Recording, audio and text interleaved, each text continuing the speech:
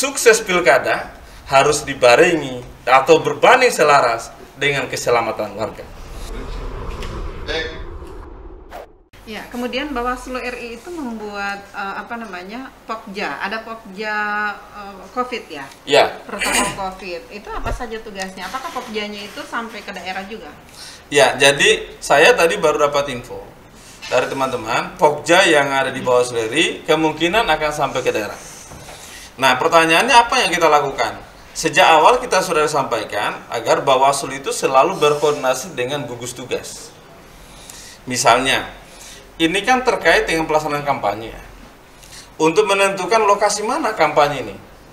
Nah, di awal kami sudah sampaikan ke KPU agar nanti bersama-sama dengan KPU, Bawaslu dan stakeholder yang ada untuk kemudian kita mencari lokasi yang aman. Jangan di lokasi kampanye itu menjadi pro kontra. Orang tidak hadir di kampanye karena katanya di situ zona merah, banyak yang positif dan segala macam. Nah, sehingga ini pentingnya koordinasi untuk kemudian memastikan tempat itu tidak menjadi perdebatan, tidak menjadi keraguan lah bagi masyarakat tentu. Karena idealnya ketika ditetapkan sebagai lokasi kampanye, maka memungkinkan orang untuk hadir di tempat itu. Hal-hal lain tentu adalah kita juga memastikan jajaran kita ini insya Allah semuanya sehat-sehat semuanya.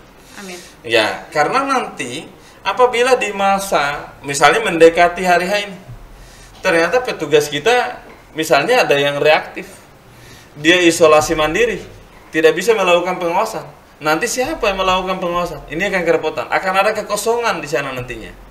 Nah, sehingga itu penting untuk kita selalu melakukan koordinasi, memastikan bahwa pelaksanaan tahapan ini selalu dikoordinasikan gugus tugas. Kemudian juga jajaran kita ini, ya semoga semangat mereka tidak menurun. Kemudian nanti juga insya Allah semuanya sehat. Termasuk misalnya begini, ada salah satu gedung tempat pelaksanaan kampanye rapat terbatas. Itu apakah ada kewajiban bagi calon untuk harus melakukan desinfektan, harus menyemprot semua areal ruangan misalnya atau di sekitar situ. Kemudian karena sempat disampaikan oleh KPU itu bahwa dipastikan semua harus steril, seperti juga bahan-bahan kampanye. Betul. Cenderamata misalnya itu Betul. bahan kampanye ya. Betul. Ya, kayak masker misalnya, kemudian hand sanitizer atau yang dibagi-bagikan itu. Iya. Jadi inilah pentingnya kita koordinasikan. Ketika misalnya suatu gedung, suatu tempat itu harus disterilkan. Ini kan terkait dengan soal biaya. Gitu. Siapa nanti yang harus membiayai? Apakah kemudian calon yang bersangkutan atau kemudian dikerjasamakan dengan pemerintah? Nah, satu hal yang harus diingat bahwa kampanye itu tidak boleh menggunakan anggaran dan fasilitas pemerintah. Nah, oleh karena itu terkait dengan ini, makanya tadi saya sampaikan harus mudah-mudahan ini bisa diatur dalam peraturan KPU agar nanti tidak menjadi perdebatan. Sebab nanti kalau misalnya katakanlah calon yang bersangkutan, kalau dia punya anggaran, ya tidak ada masalah. Kalau saya calon, saya tidak mau kampanye yang seperti itu, rapat umum, pertemuan terbatas, karena banyak biaya, kemudian dampaknya besar juga kalau misalnya ada kerumunan dan sebagainya. Nah, itu soal pilihan ya. Soal pilihan. Yang penting ruang dalam undang-undang, dalam ketentuan KPU banyak pilihan, gitu kan?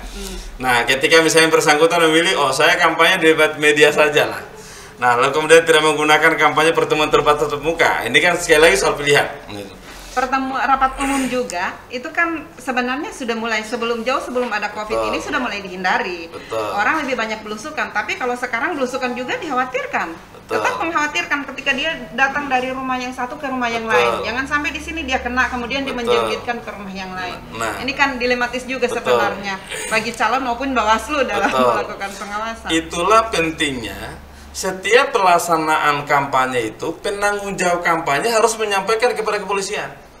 Maka keluarlah yang STTP tadi. Nah, pengaturan untuk belusukan seperti apa? Nah, jadi begini, ada izinnya juga, ada STTP. di undang-undang itu tidak ada yang namanya belusukan. Yang ada itu adalah mengunjungi tempat-tempat tinggal warga. Tetapi karena ini adalah bagian dari bentuk kampanye, maka dia harus menyampaikan kepada kepolisian. Dia akan berkunjung ke sini. Dia akan berkunjung misalnya ke desa A misalnya kan. Berapa orang yang akan dikunjungi? 10 rumah. Beritahukan kepada kepolisian. Jangan-jangan di situ itu ada yang positif.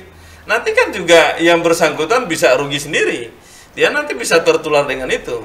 Oleh karena itu, sekali lagi, kita sudah berulang kali koordinasikan dengan kepolisian. Sebelum nanti STTP-nya dikeluarkan, maka disurvei terlebih dahulu. Nah, kepolisian kan punya perangkat sampai di tingkat bawah. Babin Kamtibmas kan juga ada, gitu kan? Oleh karena itu, sekali lagi kebiasaan kita di masa lalu ini kira-kira harus kita sesuaikan dengan keadaan sekarang. Dulu orang begitu bebas, gitu kan? Malam-malam dia jalan ke rumah-rumah, selalu alasannya silaturahim, gitu kan?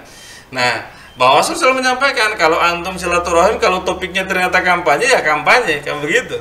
Sepanjang menyampaikan visi misi program berarti itu adalah kampanye. Apakah itu tidak kena di kampanye di luar jadwal atau di luar zona begitu? Nah, jadi kampanye di luar jadwal itu adalah berdasarkan ketetapan KPU. KPU menetapkan lokasi kampanye itu adalah pada kampanye rapat umum. Belusukan kalau belusukan tidak termasuk pada bagian itu. Nah, sehingga itu sebetulnya sekali lagi kata kuncinya adalah kampanye itu harus dilakukan sesuai dengan tata laksananya. Pertemuan terbatas ketentuannya bagaimana? Tatap muka ketentuannya bagaimana? Lalu kemudian rapat umum bagaimana? Mengunjungi tempat warga bagaimana ketentuannya? Semua hal harus dikoordinasikan. Inilah pentingnya koordinasi dengan kepolisian mengeluarkan STTP, lalu kemudian dengan gugus tugas. Nah, tanggal 23 September itu kan penetapan calon ya. Betul. Ya, dan KPU juga sudah menyampaikan bahwa akan ada pembatasan. Ya. Tetapi ini juga lagi-lagi sama dengan pendaftaran calon kemarin bahwa Betul. walaupun dibatasi, jangan sampai mereka juga tetap akan membawa massa. Ini yang akan sulit juga siapa yang bisa menjamin bahwa mereka tidak akan membawa massa, atau jangan sampai massanya datang sendiri ketika mengetahui ada penetapan. Ya. Jadi sebetulnya kita punya pengalaman kemarin ya. Pada saat pendaftaran itu, pada saat deklarasi itu menjadi sorotan nasional. Tadi dalam pertemuan Rakornas di Menko Polhukam, Pak Mendagri singgung lagi masalah Pohuwato. Dan demikian maka saya yakin ya, betul.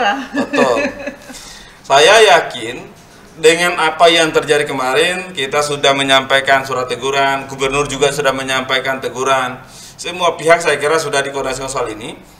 Maka nanti pada saat penetapan pasangan calon, kita sudah 2 kali kita koordinasi dengan kepolisian. Dan saya yakin teman-teman KPU juga melakukan hal yang sama. Terkait dengan penetapan pasangan calon nanti, semoga masyarakat tidak akan banyak yang dilibatkan oleh pasangan calon untuk menghadiri lokasi. Karena sesungguhnya tidak ada pengaruhnya juga. Tetap juga yang bersangkutan ketika memenuhi syarat ya berarti selesai kan, ditetapkan. Dan juga sebetulnya kita dorong KPU ya, umumkan saja di websitenya KPU kan, bahwa calon ini tidak memenuhi syarat. Kan tidak ada keharusan bahwa calonnya harus menghadiri penetapan calon. Ini kan sebetulnya hanya bagian euforia, itu yang saya sampaikan tadi. Euforia mengumumkan diri bahwa saya sudah mendaftar, ditetapkan oleh KPU, inilah kira-kira begitu. Tapi setelah penetapan kan ada pengundian nomor urut yang harus dihadiri. Apakah bisa dilakukan secara virtual saja untuk pengundian nomor urutnya? Misalnya cukup 3, misalnya dalam satu, ini kan rata-rata 4 pasangan calon. Ya. 4 pasangan calon saja yang datang, dan memang harus dilaksanakan seperti di Bonebolang misalnya, menggunakan wirabakti. Wirabakti itu kan cukup luas, kemudian pagarnya bisa keliling, jadi memang harus dijaga ketat, tidak bisa berapa orang yang datang. Jadi satu pasangan calon hanya bisa membawa 4 orang misalnya, nah, sehingga tidak banyak. Dan pengundian nomor urut itu harus hanya disaksikan lewat live streaming misalnya. Oke, ini adalah soal teknis ya. Baik kita adalah KPU melaksanakan semua tahapan tadi, mulai penetapan pasangan calon, kemudian pengundian nomor urut, dia melaksanakan sesuai dengan jadwal tahapan yang ada. Terkait dengan peserta yang hadir, menyesuaikan dengan kapasitas ruang, lalu kemudian tentu sekali lagi dikoordinasikan dengan gugus tugas. Apakah misalnya tempat itu memungkinkan orang misalnya hadir lebih dari 20 orang misalnya, atau lebih dari 30 orang? Kalau misalnya gugus tugas mengatakan, nah jumlahnya hanya sekian saja, ya kita harus welcome dengan itu. Nah Bawaslu nanti akan mendorong bagaimana kemudian koordinasi KPU dengan gugus tugas untuk menyesuaikan kapasitas ruang yang ada. Maka berapapun nih kemudian jumlahnya yang ditetapkan, ya sudah kita ikuti. Gugus tugas masih ada ya sekarang? Nah tadi barusan kita diskusi dengan gugus tugas. Iya. Nah, Bukannya sudah dibubarkan? saya tidak tahu kalau misalnya nomenklaturnya di daerah itu berubah Iya. namanya, karena di tingkat Kan nasional kan berubah namanya. Iya. Tapi tadi barusan kita diskusi, itu jubir gugus tugas, gitu. Juru bicara gugus tugas. Pak, ini siapa namanya? Nah, Pak Dokter Tri ya. Iya, dokter. Nah, bagi kita apapun nomenklaturnya, yang pokok adalah Yang bertugas. inilah yang bertugas yang kemudian Untuk penanganan COVID. untuk penanganan COVID. Nah, saya kira kata kuncinya bahwa pelaksanaan pilkada harus memperhatikan protokol kesehatan. Tahapan yang dilakukan oleh KPU, penetapan pasangan calon, pengundian nomor urut, lalu kemudian kampanye tanggal 26. Yang katanya kemungkinan besar bisa menghadirkan yang kemungkinan menghadap bisa melakukan konser. ada konser dan segala macam, itu belum bisa kita pastikan ya. Kita Kalau tunggu menurut dulu saya peraturan itu. mubazir sebenarnya konser hanya dengan peserta 100 orang. Nah, kalau kita yang pokok adalah kita merujuk pada keputusan politik pemerintah. Kalau misalnya ada konser ya sudah kita awasi. Tapi kalau misalnya tidak ada ya tetap kita awasi semuanya. Tapi dalam melakukan pengawasan itu Bawaslu menggandeng termasuk kepolisian Ya. dengan gugus tugas juga. Jadi Bawaslu sebetulnya sesuai dengan peraturan Bawaslu itu selain dia mengawasi sendiri, juga dalam melakukan koordinasi dengan stakeholder. Dulu kita punya perangkat, selain kita koordinasi dengan stakeholder, ada namanya relawan pengawas pemilu. Inilah yang kemudian menjadi perantara Bawaslu dalam melakukan pengawasan di lapangan. Saat ini kita, ya karena mungkin terbatasan anggaran dan lain sebagainya, maka relawan pengawas pemilu ini tidak ada. Nah, harapan kita agar masyarakat itu bisa mendaftar sebagai pemantau pemilu. Supaya nanti ini bisa bersama-sama dengan Bawaslu untuk menyampaikan. Misalnya, ada titik-titik tertentu yang ternyata luput dari pengawasan Bawaslu, kontrol dari Bawaslu. Yang menyampaikan adalah publik itu sendiri. Baik itu secara terstruktur melalui pemantau maupun juga masyarakat yang umum. Saya kira kewajiban warga negara adalah dia harus mengawal proses ini untuk kemudian kita pastikan pilkada kita meskipun di tengah pandemi harus berkualitas. Gitu. Ya. Tapi pemantau pemilu ini saya lihat akhir-akhir ini ya memang sangat jarang orang Ya. yang berminat untuk menjadi pemantau pemilu karena syarat-syaratnya yang harus Ya, membiayai betul. sendiri. Betul. Ya. Nah, ini juga yang kita sampaikan. Kemarin ada yang tanya, apa sih syaratnya untuk menjadi pemantau? Nah, ada banyak syarat yang diatur dalam undang-undang. Salah satu yang pokok adalah dia harus independen. Jangan sampai kemudian menjadi daftar sebagai pemantau, ternyata dia bagian dari tim pemenangan. Nah, yang benar. Yang kedua adalah dia harus punya anggaran sendiri memang. Karena jangan-jangan dia dibiayai oleh calon. Ini yang tidak boleh. Oleh karena itu saya kira, karena sekarang ini kan berbeda skema pemilu dengan pilkada. Kalau pemilu diregistrasi di Bawaslu, kalau pilkada diregistrasi di KPU. Nah, kita mendorong KPU untuk kemudian menyampaikan ini, mensosialisasikan. Semoga tadi masyarakat yang mungkin dulu semangatnya berkurang, di tengah pandemi ini semangatnya bertambah lagi.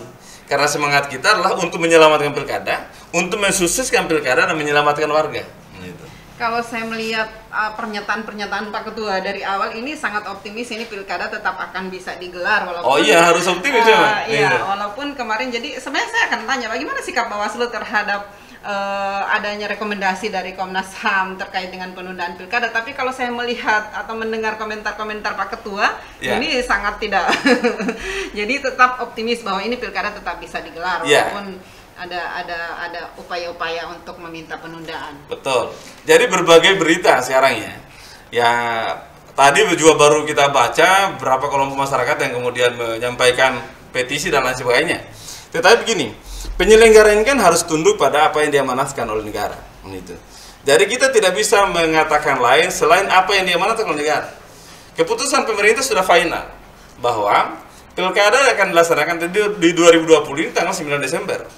Nah, ada skema di dalam Undang-Undang 6 2020 ini sebagai penetapan Perpu 2 2020 ya. Disebutkan bahwa apabila nanti tidak dapat dilaksanakan pemungutan suara, maka pelaksanaannya bisa ditunda dalam waktu yang ditentukan. Tetapi syaratnya adalah dengan keputusan bersama antara KPU, pemerintah dan DPR. Jadi bagi kita adalah sekarang ini kita diamanahkan untuk mengawasi ini. Ya kita harus tetap semangat. Apapun putusannya. Apapun ya. Kalau misalnya ke depan putusan seperti apa, ya kita mengikuti. Kata kuncinya adalah penyelenggara pemilu sebagai Bawaslu tidak bisa mengatakan lain selain apa yang diamanatkan oleh negara. Tapi kalau misalnya ditunda itu sampai kapan? Tidak ada yang bisa memastikan COVID ini akan berakhir bulan apa misalnya. Nah, itu semuanya dikembalikan kepada analis pemerintah. Saya kira pemerintah lah yang yang melakukan analisis kira-kira keadaannya yang tepat kapan. Tetapi sampai dengan jauh ini, pemerintah sudah menetapkan 9 Desember adalah hari H Pilkada. Dan saya kira kita sekarang ya kurang lebih lah tinggal 80 hari lah. Hari ini sudah tanggal 18 ya. Nah, tanggal 6 Desember yang akan datang, ya, sehingga ya mudah-mudahan lah 3 bulan 4 bulan ke depan ini kita bisa lalui. Sekali lagi ini bukan hambatan, tapi ini adalah tantangan. Kalau hambatan kan menghalangi kita untuk maju. Kalau tantangan tentu memotivasi kita untuk maju. Dengan adanya ini mudah-mudahan semoga di balik ujian ini ada hikmah. Kira-kira begitu ya. Supaya nanti membangun optimisme. Kalau kita pesimis nanti itu saya kira langkah yang tidak tepat. Kita harus optimis, kita hakul yakin bersama kita semua, bersama warga, bersama masyarakat, bersama stakeholder yang ada, pimpinan partai politik, peserta pemilihan, untuk sama-sama kita melakukan ini. Jadi agen perlawanan terhadap COVID-19. Yes, begitu. Ya, itu kita soal pemilihan di era COVID ya. Kemudian sekarang mungkin Pak Ketua mungkin bisa menyampaikan juga terkait dengan laporan-laporan. Apakah sudah ada? Walaupun mungkin tidak harus disampaikan secara gamblang, karena ya kami juga sangat menghargai mekanisme yang berlaku di internal Bawaslu itu sendiri. Ya, jadi sampai dengan saat ini Bawaslu itu sudah menerima laporan, temuan laporan ya, memproses temuan laporan dugaan pelanggaran itu sebanyak 23 kasus. Kasus yang terakhir soal dugaan mahar politik. Gitu. Itu menarik. Saya juga mau tanya soal mahar politik ya. Nah, oke. Jadi 23 kasus yang ada, salah satunya kasus yang baru kemarin diputuskan oleh Bawaslu. Ya. Sudah diputus oleh Bawaslu Kabupaten Gorontalo. Nah, terkait dengan ini, dari 23 kasus ini, 9 kasus diantaranya adalah netralitas ASN. Gitu. Lalu kemudian ada 8 kasus itu terkait dengan penyelenggara di tingkat ad hoc yang namanya ada dalam daftar persorangan, daftar hukum persorangan. Pendukung. Nah, sebagai pendukung. Tetapi sudah diklarifikasi, ada yang memang namanya hanya dicatut. Ada yang memang dulu persahabatan masa lalu. Dan dia sudah menyatakan tidak mendukung dan lain sebagainya. Karena penyelenggara tidak boleh dia berikan dukungan. Itu sudah selesai. Terakhir adalah soal mahar politik. Nah, kemarin sudah diputuskan oleh Bawaslu Kabupaten Gorontalo. Kita juga ditanya oleh teman-teman wartawan, bagaimana itu putusannya? Kami sampaikan bahwa Bawaslu bicara lewat putusan. Terkait dengan penanganan ini, sudah kemudian dilakukan proses oleh Bawaslu Kabupaten Gorontalo bersama dengan Sentra Gakumdu, sudah diputuskan bahwa apa yang dilaporkan, salah satu unsur dalam pasal yang disangkakan itu terpenuhi. Nah, oleh karena itu statusnya dihentikan. Tapi dengan adanya laporan itu, ya, Pak Ketua kan ya sudah berapa tahun ya jadi Bawaslu lah, kan di Garut juga pernah jadi Ketua Bawaslu. Apakah selama pengalaman jadi penyelenggara jadi Bawaslu ya, jadi pengawas, ada seperti itu? Jadi begini. Kita tidak boleh berasumsi, ya. Dalam proses penegakan hukum yang dilakukan Bawaslu tentu harus terpenuhi 2 hal. Pertama adalah syarat formilnya, yang kedua materialnya. Jadi setiap kasus yang dilaporkan kita lihat formilnya seperti apa, pasal yang diduga dilanggar ini yang mana. Lalu kemudian perbuatan yang dilaporkan ini apa. Maka dalam konteks itu setiap laporan yang masuk, Bawaslu kemudian melakukan analisa, oh ini melanggar ketentuan pasal sekian dan sekian. Bawaslu melakukan kajian, unsur-unsur pasal ini apa saja. Misalnya unsur setiap orang, unsur anggota partai politik, unsur pasangan calon, unsur tim kampanye, dan lain-lain. Lalu kemudian dilihat lagi, unsur yang lain apa? Misalnya unsur dengan sengaja. Lalu kemudian unsur melakukan perbuatan melawan hukum, apa bentuknya? Nah, ini masuk pada konteks material. Yang bersangkutan itu siapa, perbuatannya seperti apa, kapan dilakukan, di mana dilakukan, bagaimana melakukan, dan kapan dilakukan. Nah, oleh karena itu, sekali lagi, dalam konteks penegakan hukum, dalam proses penanganan pelanggaran yang dilakukan oleh Bawaslu, maka dia harus taat prosedur. Tujuan hukum itu kan ada 3 ya. Untuk mewujudkan apa yang disebut dengan kepastian, keadilan, dan kemanfaatan.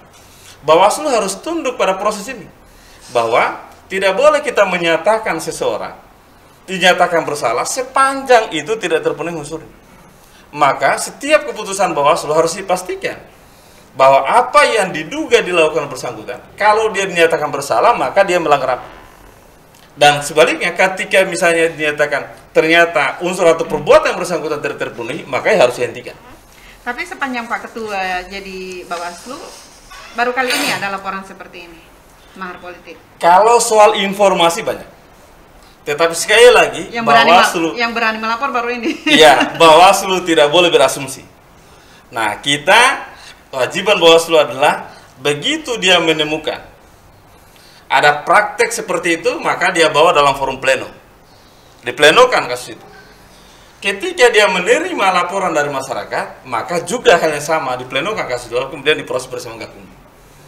Informasi yang disampaikan di masyarakat terkait dengan soal mahar dan seterusnya, maka Bawaslu sebetulnya cek awal sudah kita sampaikan kepada partai politik, sudah kita beri surat bahwa tidak boleh menerima imbalan dalam bentuk apapun. Begitulah ketentuan dalam undang-undang. Dalam proses pencalonan, anggota partai politik, gabungan partai politik tidak boleh menerima imbalan sebagai bagian dari proses pencalonan itu. Nah, langkah inilah yang kemudian dilakukan Bawaslu sebagai upaya pencegahan. Maka apa yang diamanatkan oleh undang-undang kepada Bawaslu bahwa untuk tugas Bawaslu itu adalah melakukan pengawasan pencegahan dan penanganan pelanggaran. Pencegahan sudah kita lakukan dan penanganan sudah kita lakukan. Kalaupun ternyata besok lusa ada informasi lain, silakan disampaikan kepada Bawaslu. Ya, jadi yang kita hindari adalah kita berasumsi. Tapi tidak ada yang jadi temuan Bawaslu. Sampai dengan saat ini belum ada temuan Bawaslu. Karena kan temuan itu harus memenuhi unsur-unsur. Gitu. Jadi tidak semudah kita misalnya kita langsung menuduh, oh ini patut juga. Tetapi Bawaslu itu menyatakan sebagai temuan harus terpenuhi siapa pelakunya, kapan dia lakukan, bagaimana dia melakukan itu, dan itu dibuat dalam form. Ada namanya formulir model A. Formulir model A di Bawaslu sangat populer. Itu hasil pengawasan dari Bawaslu. Lalu kemudian dari formulir itu dibawalah dalam formulir. Oh, ternyata dia menemukan ada peristiwa itu. Sekali lagi, Bawaslu menetapkan sebuah peristiwa sebagai temuan dugaan pelanggaran yang tadi misalnya terkait dengan mahar politik, dia harus terpenuhi unsur-unsur formil dan material sebagai syarat yang diatur dalam peraturan Bawaslu. Dari 23 laporan di 3 kabupaten ini, yang paling banyak di mana tuh? Yang paling banyak di Kabupaten Gorontalo. Sudah bisa diduga. Iya, jadi karena Kabupaten Gorontalo ini kan jumlah penduduknya paling banyak ya. Saya dengar ada laporan tentang ini juga, tentang calon, ini tadi saya sempat singgung, calon yang mendaftar tanpa membawa rekomendasi, tanpa membawa hasil swab. Oh iya, kalau itu sebetulnya kita sudah koordinasikan dengan KPU. Di ketentuan peraturan KPU itu ketika dia mendaftar, dia membawa swabnya. Nah, persoalannya adalah jadwal pendaftaran itu tanggal 4 sampai dengan tanggal 6, 456. Partai politik ini kan kemudian barusan beberapa yang sudah menetapkan sebelum itu. Maka ada yang mendaftar tanggal 4, ada yang mendaftar tanggal 5. Tapi ada yang mendaftar di tanggal 6. Nah, bagaimana kemudian dia melakukan swab sementara yang belum diketahui siapa sebetulnya calonnya? Problem yang kedua, swab di kita ini keluar nanti 3 hari. Jadi ada yang sudah melakukan swab pada saat itu, tapi hasilnya nanti diketahui tanggal 7. Itu ada namanya apa? Yang kayak kekosongan hukum atau apa? Ya, sebetulnya itu. Makanya kira-kira perlu diharmonisasi lah. Bahasanya adalah diharmonisasi. Supaya nanti ketentuan peraturan KPU connect dengan peraturan lain. Karena kan kondisi daerah kita ini. Lagi pula tidak ada sanksi ya bagi yang tidak membawa hasil swab, mungkin sanksinya apa, tidak perlu diterima atau apa kan? Iya, itulah mestinya pada saat itu adalah KPU kemudian melakukan verifikasi. Ini kenapa? Tapi KPU menyampaikan masalahnya jadwalnya ini sampai dengan tanggal 6. Bahkan ada calon yang ditetapkan mungkin pas saat sudah pendaftaran. Iya. Bukan jadi ditetapkan oleh partai maksudnya. Iya. Jadi pada saat itu tanggal 6 masih sekali lagi tanggal 6 masih ada. Hari terakhir pendaftaran masih ada yang mendaftar. Nah, kewajiban KPU adalah harus membuka pendaftarannya sampai dengan pukul 24.00. Juga termasuk Bawaslu untuk memastikan itu. Nah, keluar hasil swabnya nanti tanggal 7. Nah, ternyata kemudian ada yang reaktif, ada yang kemudian non reaktif. Nah, bagi kita bahwa karena inilah satu kewajiban, ketika nanti ditemukan reaktif maka dia ditunda. Nah, KPU sudah melakukan itu. Ditundalah kemudian bersangkutan belum melakukan pemeriksaan lanjutan. Nah, nanti kemudian kalau saya tidak salah 10 hari berikutnya. 14 hari. Oh iya, awalnya 14 hari, lalu kemudian ternyata calon-calon ini melakukan swab kembali sudah dinyatakan non reaktif. Maka dia sudah negatif, ya sudah, dilanjutkanlah proses pemeriksaan. Nah, koordinasi terakhir yang kita lakukan dengan teman-teman Bawaslu Kabupaten, semoga semua persyaratan ini sudah terpenuhi. Karena kita sekarang ini, ya kita koordinasi dengan teman-teman KPU untuk memastikan seluruh dokumen pendaftaran ini, seluruh persyaratan yang disyaratkan dalam undang-undang ini harus terpenuhi. Nah, itulah saya kira pentingnya tadi soal koordinasi. Ya, kemudian yang sekarang ini kan tahapannya beririsan ya. Ada sekarang sudah pemeriksaan kesehatan sudah selesai nggak? Iya, sudah selesai. Ya. Kemudian kemarin juga ada penetapan daftar pemilih sementara. Iya. Ini pemantauan Bawaslu seperti apa? Karena di Kabupaten Gorontalo saya dengar ada juga laporan terkait dengan itu. Oh iya. Maksudnya bukan laporan, ketua Bawaslu-nya protesnya. Iya. Jadi ini terkait dengan penetapan DPS. Ini juga menarik. Karena tidak diberikan salinan daftar. Iya, salinan by name by address. Jadi kan Bawaslu ini sebetulnya sebagaimana amanat undang-undang lah untuk memastikan daftar pemilih itu akurat. Apa indikator daftar pemilih akurat? Daftar pemilih akurat adalah semua orang yang memenuhi syarat untuk memilih harus terdaftar dalam daftar pemilih. Sebaliknya semua orang yang tidak memenuhi syarat untuk memilih tidak boleh namanya dalam DPT. Itu dua indikator yang untuk kemudian kita nyatakan daftar pemilih kita akurat. Nah, sekarang apa instrumen yang digunakan oleh Bawaslu untuk melihat ini daftar pemilih kita ini sementara apakah mereka tidak diberikan. Sementara kita tidak punya data itu. By name by address.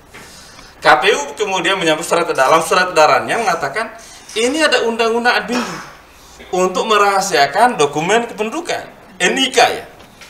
Nah, dulu sebetulnya sudah ada.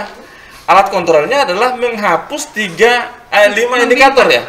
Membintang. Iya, membintangi tiga angka di terakhir di belakangnya.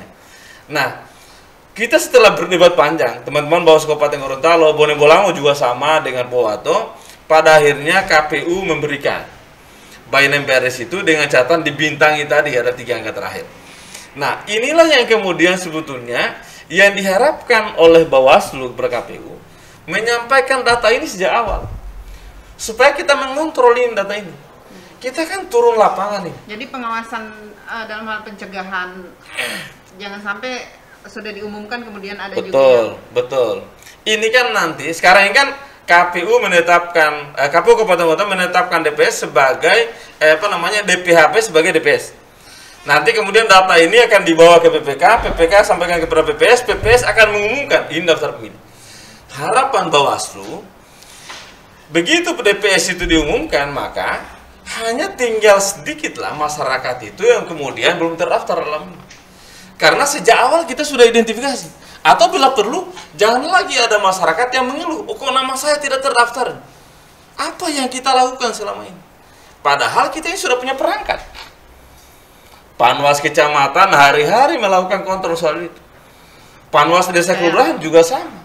Tetapi tadi yang dilakukan oleh Bawaslu, Anda bisa bayangkan, dia keliling dari rumah ke rumah, menanyakan apakah Anda sudah didaftar atau belum. Tapi kan ada pengumumannya. Iya, jadi kan ada formulir ya yang ditempelkan di rumah-rumah itu sebagai tanda bahwa dia sudah. Tetapi kan sekarang bagaimana bisa memastikan di rumah itu apakah ada 3 orang pemilih, ada 4 orang pemilih. Nah, dia hanya melihat saja. Oh, ini rumah ini sudah selesai nih. Karena sudah ditempelkan ini berita acaranya, formnya sudah ditempelkan. Nah, kepentingan Bawaslu tidak hanya sampai di situ. Banyak fakta yang kita temukan, orang yang sudah pindah domisili masih di situ. Orang yang sudah meninggal masih ada. Orang yang sudah beralih status menjadi TNI Polri masih ada namanya dalam DPT. Saat KPU petugas pemutakhiran PPDP melakukan coklit, apakah itu tidak ada Bawaslu yang? Nah, sebetulnya itu ada Bawaslu. Makanya kan ini KPU, teman-teman KPU beralih. Ini kan sama-sama dengan Bawaslu. Nah, sama-sama dengan Bawaslu, tapi yang satu pegang data, yang satu tidak pegang data. Jadi Bawaslu tidak pegang data. Bawaslu tidak pegang data. Jadi apapun yang ditempelkan di situ. Betul. Itu problemnya. PPDP pegang data. Anda bisa bayangkan, PPDP itu kan satu TPS ya, betul. Jumlah pemilih di tempat itu ada 200 orang atau 300 orang. Kan sekarang 300 orang maksimal. Bawaslu-nya hanya ikut di belakang saja. Nah, dia tidak punya instrumen untuk melihat apakah ini akurat, datanya akurat atau tidak. Oleh karena itu, kita bersyukur sekarang. Perdebatan kita soal itu sudah selesai.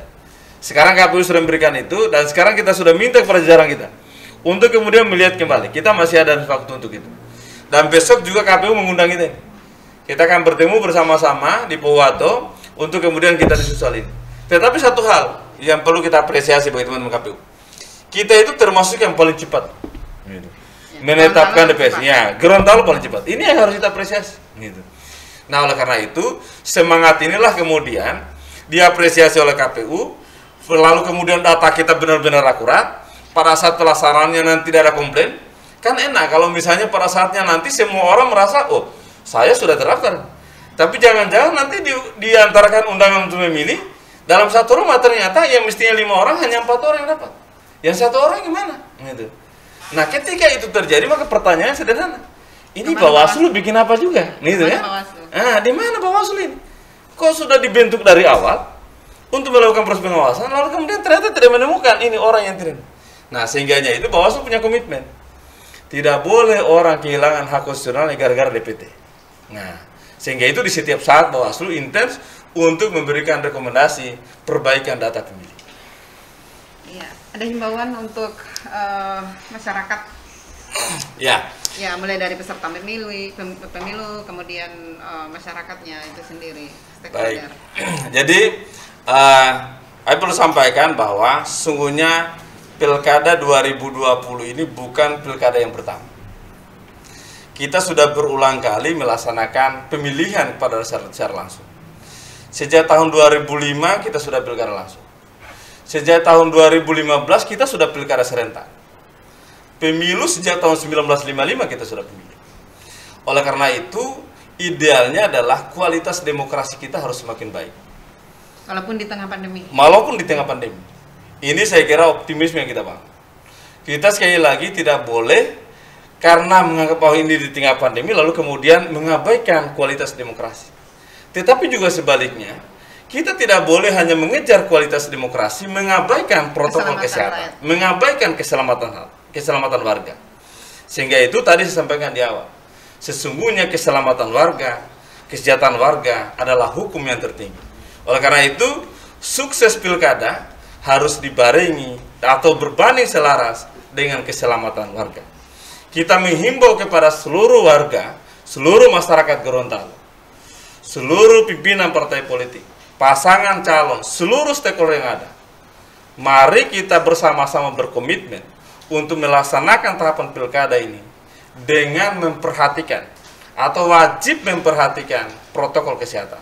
Sesungguhnya langkah ini adalah untuk keselamatan kita semua. Saya kira itu. Demikian, terima kasih. Terakhir Pak, masih ada satu. Bagaimana dengan Bawaslu dan jajarannya? Ada nggak yang positif? Ya. Kalau soal Bawaslu dan jajaran kita sejak awal sudah disampaikan agar memperhatikan protokol kesehatan, lalu kemudian juga memperhatikan soal imun, ya, daya tahan tubuhnya dulu. Oleh karena itu kita ada anggaran khusus. Harus ada ini ya untuk vitamin dan sebagainya. Ya, jadi mereka sudah kita berikan pelindung diri, facial masker, hand sanitizer dan segala macam. Lalu kemudian juga di kantornya sering kita sampaikan kalau misalnya di kantor itu merasa tidak nyaman disemprot dengan disinfektan ya. Lalu kemudian juga kita berikan tambahan vitamin. Nah, itu setiap bulan rutin kita berikan. Sehingganya mudah-mudahan dengan ikhtiar ini, dengan doa yang selalu kita lantunkan, semoga Yang Maha Kuasa Allah Subhanahu wa taala selalu memberikan perlindungan kepada kita semua. Agar dalam melaksanakan tugas ini kita dalam keadaan sehat. Karena sesungguhnya salah satu instrumen penentu keberhasilan pilkada adalah soal penyelenggara. Makanya penting bagi penyelenggara untuk kemudian menjaga dirinya. Jadi harus siap lahir batin. Harus siap lahir dan batin. Lalu kemudian dia tetap semangat. Karena dengan tidak semangat nanti imunnya jadi turun. Gitu. Jadi harus semangat, hakul yakin ini adalah bukan hambatan. Ini adalah tantangan yang harus kita lewati. Semoga dengan doa sekali lagi, dengan upaya ikhtiar, maka kita ada jalan yang terbaik untuk kita lakukan. Jadi Sekali lagi kita berharap semoga dengan wabah ini ada hikmah di balik ini. Amin. Jadi semangat Pak Ketua ini, pernyataan Pak Ketua yang berapi-api ini sebenarnya imun juga buat Bawaslu dan jajarannya. Semoga. Ya, Semoga demikian. Tingkat desa, kelurahan. Ya, jadi demikian bincang-bincang dengan Pak Ketua Bawaslu. Terima kasih Pak Ketua terima kasih. menyempatkan. Jadi di sela-sela kesibukan Baik. tadi saya dengar di CAS juga ada dialog, ada ya kemudian masih mau juga datang ke sini. Semoga apa yang disampaikan oleh Pak Ketua ini bisa menjadi semangat terapannya, semangat bahwa kita bukan hanya melihat kualitas demokrasi, tetapi juga keselamatan rakyat juga yang tetap diutamakan. Ya, jadi terima kasih. Assalamualaikum warahmatullahi wabarakatuh. Waalaikumsalam warahmatullahi wabarakatuh.